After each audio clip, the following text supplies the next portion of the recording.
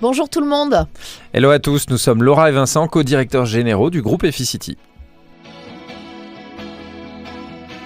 Bon, 2025, c'est une année de retour à la normale. En volume de transactions, c'est une progression d'à peu près 10% par rapport à l'année d'avant.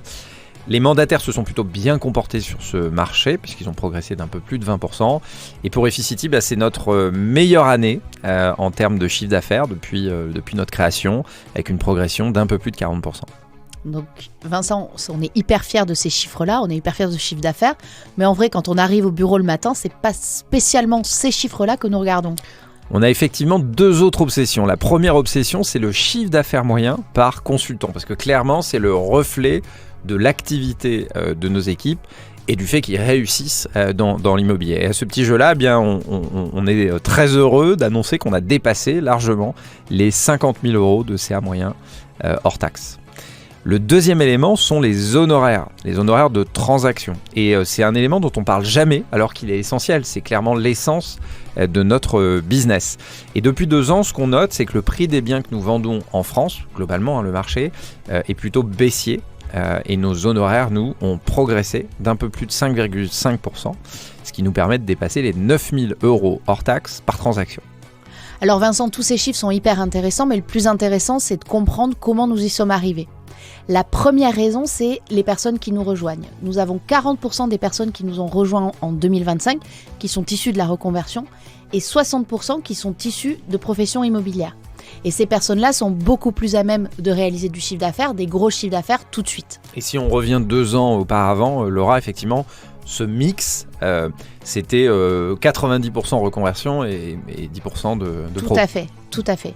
La seconde raison, c'est l'apport d'affaires. Donc c'est une source inépuisable de business et nous sommes chez Efficity le second acteur de l'estimation immobilière en France et nous distribuons près d'1 million d'estimations en exclusivité à notre réseau. Donc qu'est-ce que ça signifie ? Ça signifie des mandats qui rentrent beaucoup plus vite pour les personnes qui arrivent de la reconversion et un chiffre d'affaires qui augmente pour tous ceux qui sont déjà issus de l'immobilier. Alors Vincent, là c'est la partie qu'on préfère, je vais te laisser y aller pour Madame Irma. Alors les tendances de 2026, on lit les mêmes statistiques que la plupart des acteurs du marché, statistiques sur la conjoncture, les taux d'intérêt. Mais si on prend un peu de recul, ce qu'on observe, c'est que quand le marché était très compliqué, 22, 23 et début 2024, les mandataires ont été plus résilients que le reste des acteurs.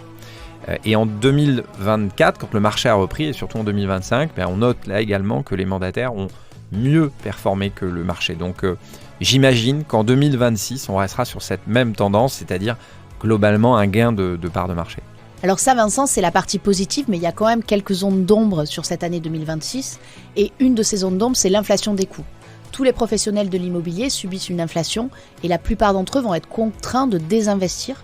Et nous, chez Efficity, nous avons décidé de faire totalement l'inverse, puisque nous n'avons jamais autant investi, à la fois dans la communication, notamment dans la diffusion, mais aussi dans la tech et dans nos outils. Alors sur les éléments de différenciation en 2026, nous clairement on veut asseoir notre avance technologique qui se décompose en 2 parties. La première partie, c'est qu'on est propriétaire de notre tech et on a pu développer tout au long des 2 dernières années énormément de blocs, notamment sur l'IA, je crois que tu vas nous les décrire. Et le deuxième sujet, c'est la data, puisque on accumule ces estimations depuis des années. Le cumul des deux, ça va nous permettre d'accélérer notre développement. Alors on va parler d'IA, donc évidemment, comme tout le monde, nous avons une aide à la rédaction d'annonces, à la validation de documents, un agent qui répond 7 jours sur 7, 24 heures sur 24 à nos conseillers.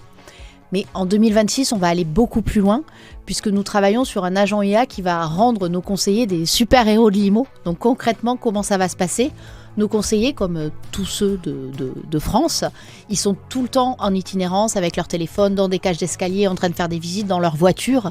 Nous, ce qu'on est en train de construire, c'est un agent à qui ils vont pouvoir parler et qui vont faire des actions pour eux dans nos systèmes informatiques. Donc, je suis en rendez-vous, je viens de visiter un bien, je viens de prendre un mandat, je parle à l'IA de ce que je viens de voir, l'IA crée pour moi le bien, va même jusqu'à le diffuser si je veux.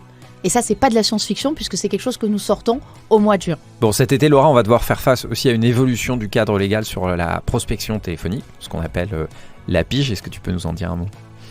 Eh bien, chez Efficity, on a quand même une chance incroyable, c'est qu'on a récolté depuis, et on continue à récolter depuis près de 15 ans, beaucoup de data grâce à l'estimation. Et donc ces data vont permettre à nos conseillers de continuer à faire de la prospection téléphonique. Et ça, c'est une vraie chance, puisque comme pour la plupart des conseillers en France, ça représente une grosse partie de leur business. Donc en synthèse, on peut dire que notre métier aujourd'hui, c'est de transformer tout ce qui se passe sur le marché, les coûts de diffusion, les évolutions technologiques, la pige, en des opportunités de business d'abord pour nos consultants et nos entrepreneurs, et puis évidemment pour le développement de notre réseau. Alors notre feuille de route pour 2026, c'est de continuer ce qu'on a initié à la fin de l'année 2024, c'est-à-dire la création d'un modèle hybride, même si c'est un mot un peu galvaudé, je vais essayer de l'illustrer. En fait, on s'est dit que nous voulions permettre à des entrepreneurs de l'immobilier, avec ou sans agence, de pouvoir développer leur business, d'entreprendre chez Efficity. Et donc on a créé une offre spécifique pour ça, et ça a permis d'intégrer un peu plus de 200 personnes sur le courant de l'année, ce qui est quand même assez exceptionnel, environ une trentaine d'entreprises, et donc voilà, on va maintenir ce levier. Une offre pour tous, que vous soyez en reconversion, que vous soyez déjà un professionnel confirmé de l'immobilier ou un entrepreneur qui cherche à redévelopper sa structure, eh bien on a ce qu'il faut dans le groupe. Alors Vincent, nous avons 2 autres objectifs pour 2026. Le premier, c'est l'apport d'affaires, continuer à fournir un maximum d'estimation à notre réseau. Aujourd'hui, ça représente 30% de leur chiffre d'affaires, et notre objectif en 2026, c'est d'aller encore plus loin. Le dernier objectif, c'est la diversification de notre offre.